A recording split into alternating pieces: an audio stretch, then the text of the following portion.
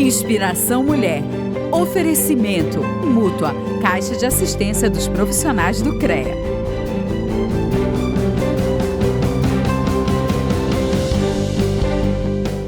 O Inspiração Mulher já está no ar aqui na sua TV Grão-Pará e em mais 2 canais do YouTube. No meu canal, que se chama Inspiração Mulher, e no canal da TV Grão-Pará. Gente, hoje eu vou conversar com uma jovem escritora, autora, inspiradora. Jovem, inspiradora para outros jovens, para outras pessoas que amam a literatura. Gil, seja bem-vinda. Muito obrigada. É o maior prazer. É uma alegria estar com você aqui e ver que você é tão jovem e usa seu dom, seu talento com a literatura, né? Me fala, a gente vai falar, né, do livro, do novo lançamento, A Aprendiz de Herveira. Mas antes, Gil, ver você tão jovem, tão dedicada às obras literárias, eu me pergunto, como você se inspirou para escrever tão jovem? Quando começou? Veio da infância? É isso que eu quero buscar.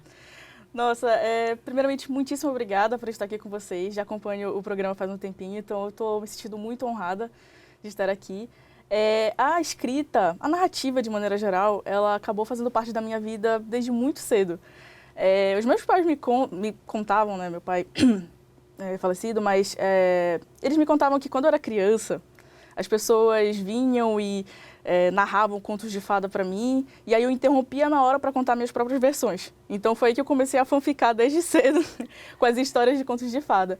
Só que escrita mesmo, eu comecei aos 9 anos. Eu comecei escrevendo também fanfics que são aquelas histórias escritas por fãs de universos que já existem. Eu escrevi fanfics de Percy Jackson, Crônicas de Nárnia, e a partir disso eu comecei a desenvolver meus originais também. Então a narrativa sempre esteve presente na minha vida. Então você sempre usou a sua própria criatividade para inventar histórias, criar, pegar de universos já existentes, né, narrativos, e modificar essas histórias. Isso. E aí você veio o teu primeiro livro quando?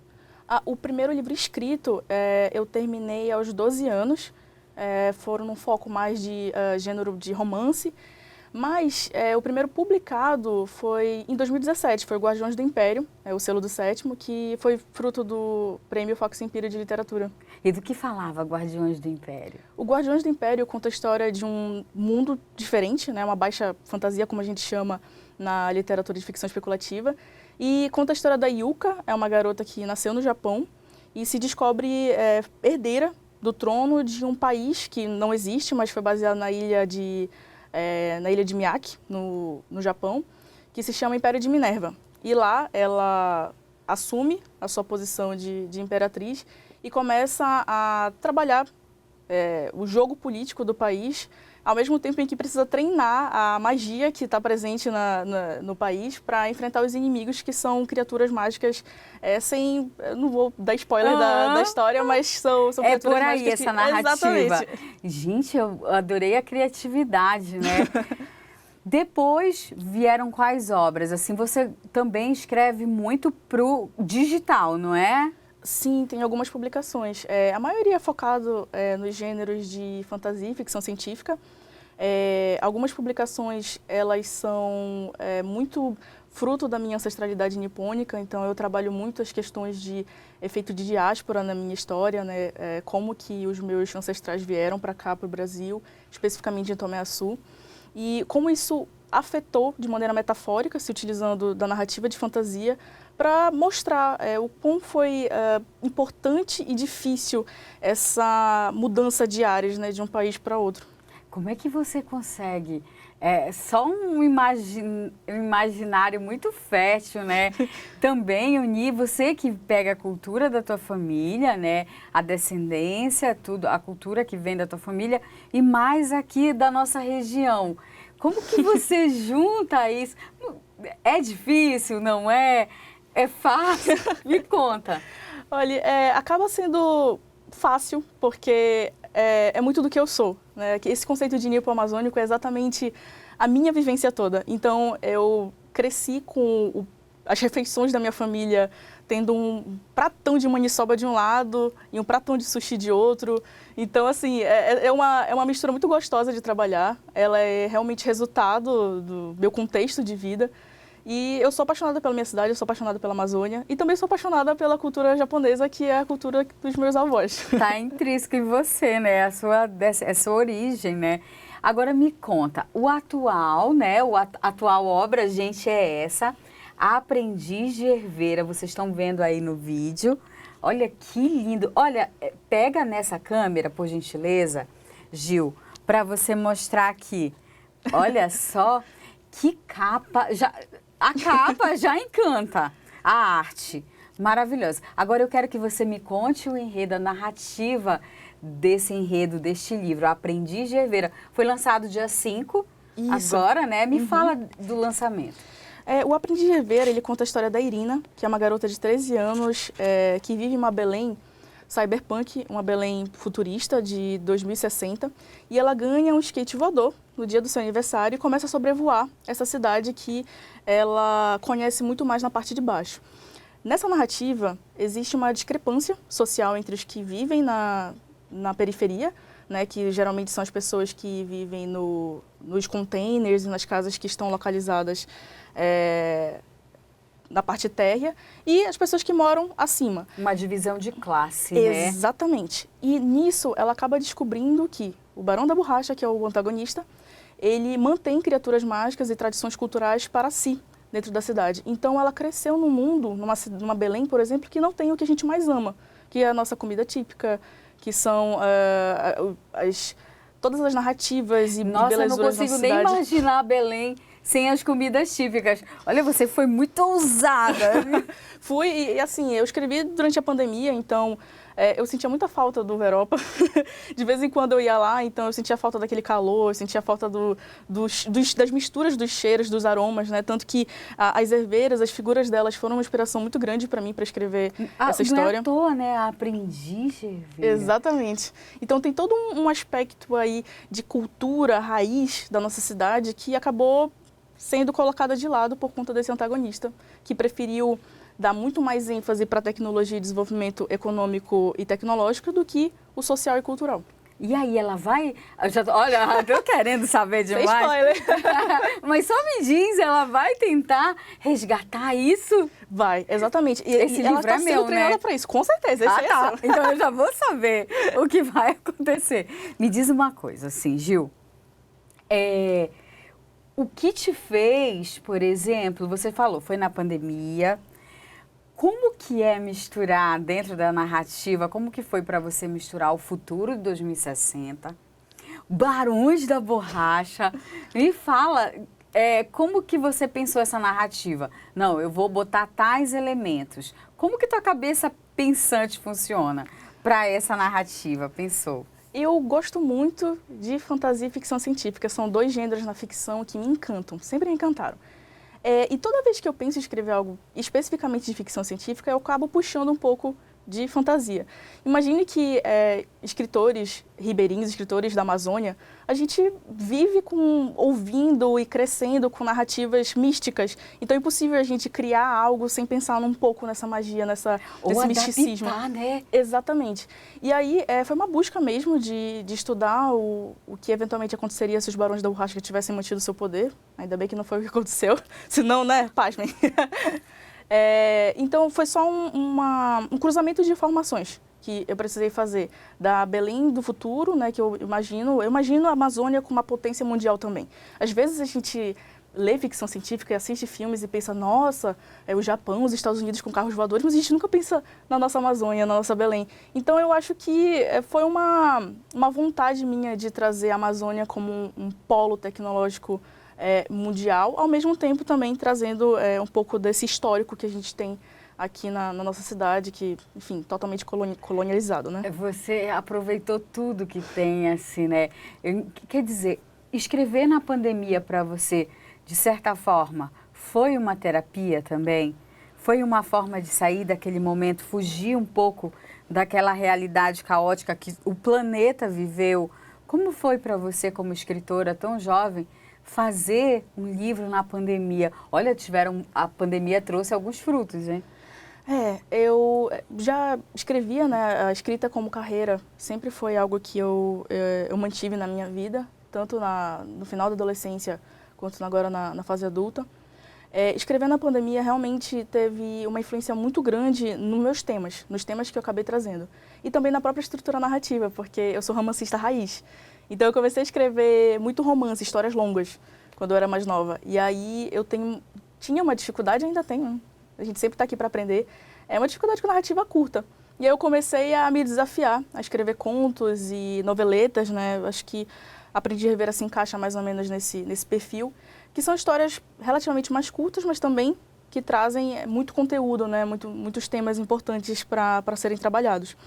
E a pandemia, ela serviu justamente para trabalhar esse saudosismo. E eu tentei levar para cá, para essa obra, né? O que aconteceria se a gente não tivesse acesso à nossa cultura, se nós que somos daqui não tivéssemos acesso ao que efetivamente está no nosso contexto. E é o que acaba acontecendo, a gente é um país exportador, né? Então tem essa característica já de levar para fora e... Eu já adorei que você, né, com essa raiz nipo-amazônica, e as tuas raízes estão aqui na Amazônia realmente também, tanto dos teus descendentes que já vieram para cá, você que já nasceu aqui. Então, assim, a tua valorização da Amazônia na tua arte, ela tá assim de cara, bem... Olha o título. Eu amei o título, só pelo título já me encantou. É aquela coisa de quem ama a Amazônia já fica, opa, e vê essa história futurista, já quero saber o que vai acontecer nessa narrativa. Eu vou pedir um intervalo comercial e a gente vai continuar conversando. Gente, um breve intervalo e eu continuo conversando com a escritora Gil Yukari Murakami.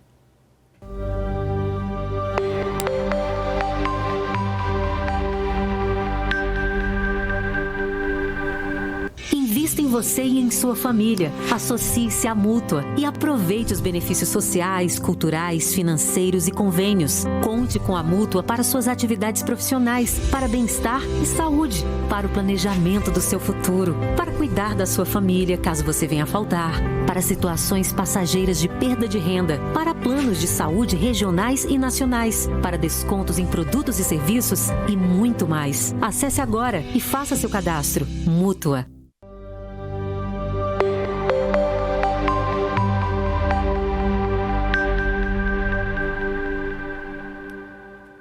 Foi rapidinho, um breve intervalo. Eu tô aqui com a Gil, gente, no estúdio. A gente vai... Aqui, olha. A gente tá falando da capa, que a capa ela é muito bonita, tem cores quentes, vibrantes. Qual foi o artista gráfico que fez essa criação, Gil? O artista, o ilustrador dessa capa foi o Jean Carlos, que é um ilustrador do Amapá. Quem fez o design todo, né, e fez a coordenação de diretoria artística foi o Rick Moraes, é um editor de uma editora do Nordeste, a editora Corvos. E as cores que eu escolhi para a capa, elas foram uma referência, acho que talvez alguns de vocês até identifiquem, foi uma referência ao nosso pôr do sol, né, ao nosso belíssimo pôr do sol que tem esse efeito degradê, que eu sou apaixonadíssima. E eu realmente tenho muito orgulho dessa capa. Tem até um easter eggzinho de algumas informações que aparecem no livro. Aqui o ônibus destacando a reforma urbana que o Barão propôs, né, que é justamente essa alta tecnologia na cidade de Belém, em detrimento, né, da degradação da nossa cultura. Temos aqui algumas criaturinhas que eu criei, que são muito importantes para mim, porque são reflexo da minha vivência nipo-amazônica. E também temos aqui, no pescoço da Irina, o cordão, o colar de banho de cheiro, que ela utiliza na narrativa, na história. Já essa história eu vou querer ler com certeza. E depois vou te passar o WhatsApp. Eu amei, eu já tenho certeza que eu amei, porque eu já gostei do contexto, do enredo. Agora, Gil, quero te perguntar, você como uma jovem escritora, o que você pretende, o que você visualiza ainda em fazer outras obras? As minhas histórias, eu participo de processos seletivos. Tem algumas... Lá fora é muito mais comum do que aqui, mas aqui a gente também tem algumas editoras que fazem esses processos seletivos para que os autores mandem os textos dentro da temática da revista, da edição, e aí eles são escolhidos para fazerem parte, né, daquele volume. Então, nos Estados Unidos, por exemplo, tem uma revista chamada Eita Magazine, que é uma revista originária daqui do Brasil e leva para fora. Foi selecionado um conto meu chamado Pelas Mãos de Bachan. Bachan, em japonês, significa avó, e tem um carinho muito especial por esse conto. Conta a história de uma moça que, através da memória afetiva da comida, consegue resgatar o espírito de sua avó. E no Japão, o processo seletivo que eu fiz foi da Rikazine. A Rikazine é coordenada pela Terry Hashimoto. Ela é uma autora japonesa que coordena essa revista, e o tema da obra era sobre navegação. E, poxa, tem tudo a ver com os meus avós, que vieram na década de 60 para cá, para o Brasil, largando tudo que tinha, inclusive a própria língua, os hábitos, a neve, que era uma coisa que a minha bachan era apaixonada. Uma nova realidade, né? Totalmente diferente. O clima totalmente diferente, língua, assim, o meu Dichan, ele demorou muito para aprender algumas frases em português, por exemplo. Então, não é um processo fácil, é um processo doloroso que geralmente estão no contexto das minhas obras, né? Quando eu estou falando muito sobre esse aspecto meu que é nipônico, né? E essas revistas, elas estão disponíveis nos perfis das editoras. Tem a editora Suma, por exemplo, que trabalha com a revista Supra Suma. Tem um conto meu na sua primeira edição, cujo tema era a primeira vez. E também conta a história dentro do contexto de imigração japonesa em Tomiyasu, na década de 40, logo depois da Segunda Guerra. E você aprofundou, né, um pouco o contexto, a história. Com certeza. Porque essa parte, lá em Tomiyasu, a gente sabe como foi importante a colonização lá, como foi a chegada dos japoneses lá para aquele município e como eles têm influência até hoje na economia, em tudo ali naquele município, né? Exatamente. Como são respeitados também, porque ajudaram a desenvolver o município, a região. Legal saber que você traz essa mistura, assim, na tua veia literária. Eu tô ansiosa, eu vou ler, que eu ganhei agora esse livro e vou ler com certeza. Estou feliz. Quero que você me conte assim, se hoje você pudesse falar para outros jovens que gostam de escrever, não só jovens, quantas pessoas gostam de escrever e não escrevem, não tiram do papel, acham que é difícil lançar um livro, o que você diria? Primeiro passo, escreva. Não sinta vergonha das suas histórias, seja feliz naquilo que você propõe. A escrita, ela é muito mais do que técnica, ela é muito mais do que oportunismos, enfim, o que a gente sabe que tem em todo tipo de mercado. A escrita, antes de tudo, é sentir.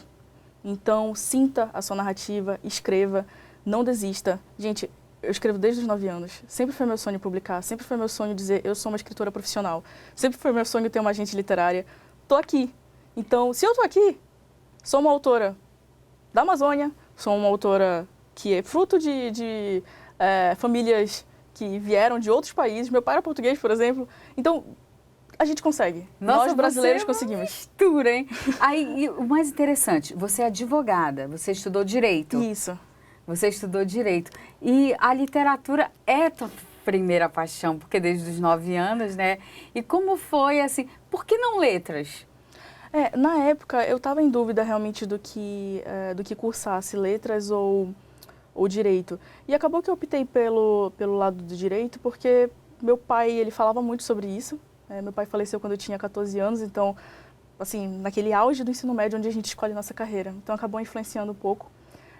A minha irmã também influenciou bastante na minha escolha profissional. E ainda bem eu estou conseguindo levar os dois de mãos dadas. Eu já ia dizer, você está conseguindo, né? Tem o lado profissional do direito, mas também o lado da paixão, você não abandonou. De forma alguma. Não é preciso. O ser humano pode fazer multifunções, Exatamente. Várias coisas. Eu acredito nisso também. Eu fico triste quando, por exemplo, eu sou da literatura, mas aí eu tive que ir para a medicina, parei de escrever. Ou, eu gosto da música, parei de cantar. Gente, tem os finais de semana, né? Tem os finais de semana, tem os tempos livres. A arte, ela é muito sobre realmente encaixar, né, no nosso dia a dia. Tem as nossas demandas profissionais, mas tem como levar os dois, né? Basta a gente ter um pouquinho de programação, né, e tudo mais. Eu costumo dizer que, para quem escreve, porque eu realmente não conheço outras artes, mas para quem escreve, uma coisa que funciona comigo hoje em dia é fazer escaleta, que é uma técnica narrativa em que a gente faz pequenos resumos das cenas em que a gente vai redigir depois. Serve pro cinema também. Exatamente, está dentro do curso de roteiro, inclusive. Exato, é perfeito, né? Então, acho que as pessoas hoje podem buscar a internet, os jovens também que querem escrever. Gente, vão para a internet. Vamos aqui falar aqui, ó, nós duas, vamos falar. Vocês gostam de escrever, jovens? Não interessa a sua classe. Eu tenho que ser rico para escrever. Não.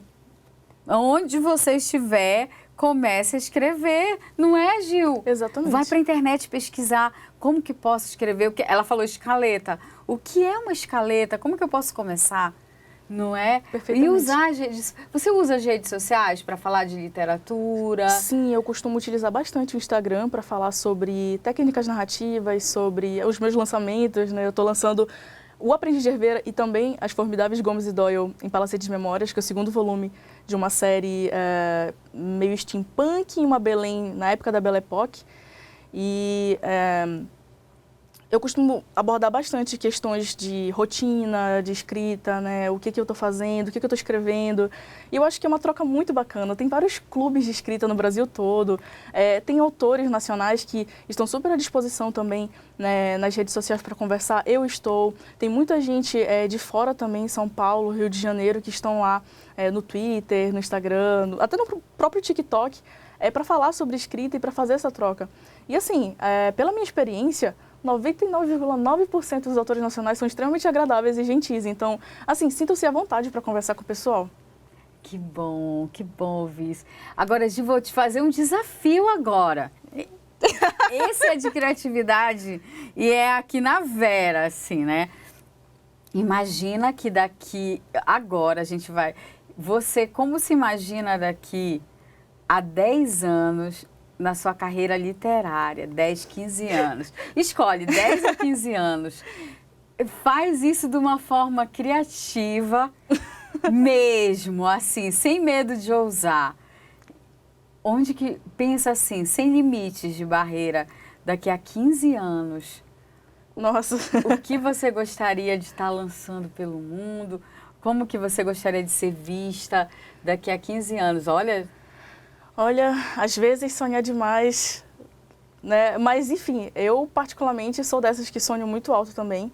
Eu, claro, tenho medo da queda nos sonhos altos, mas o que eu posso dizer é que eu estou buscando isso. Traço metas de escrita, de publicação. Eu tenho muita vontade de histórias minhas ganharem o mundo também no audiovisual, serem adaptadas. Estou tentando estudar roteiro também para cinema, mas nada impede de que obras minhas que já existam eventualmente tenham alguma adaptação. Roteiro. Exatamente. Tenho vontade de viajar pelo mundo, conversar com leitores de diversas partes do mundo, até inclusive talvez o que vai me trazer uma emoção afetiva é obras minhas estarem no Japão, em Portugal, que é onde minhas famílias também, de onde eu descendo. Até porque teus enredos trazem um pouco essa miscelânea, né, cultural. Exatamente. Desses países, eles vão se identificar. Exato. Nas histórias. São histórias diferentes, né? Então eu estou buscando isso, participar de festivais literários que tem no mundo todo.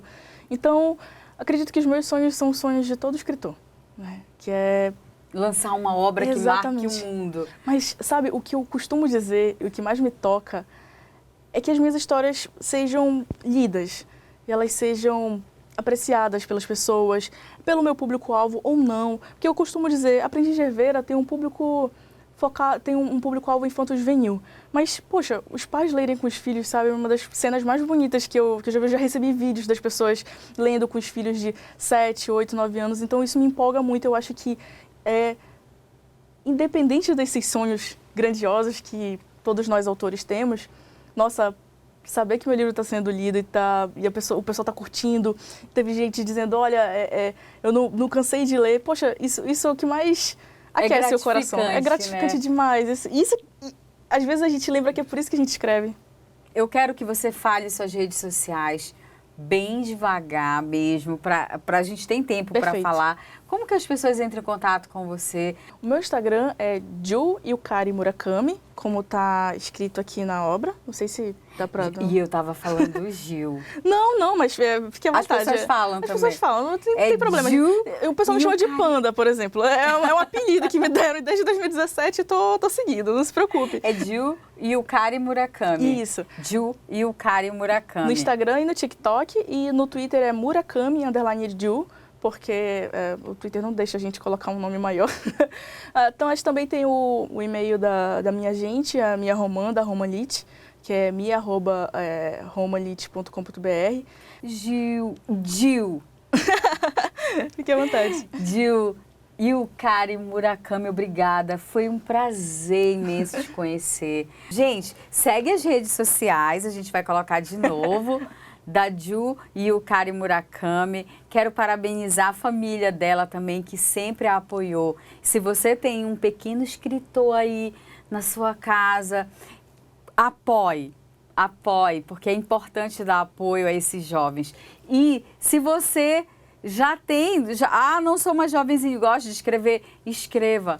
Quem sabe, nunca é tarde para lançar um livro, um conto. Por que não? Comece.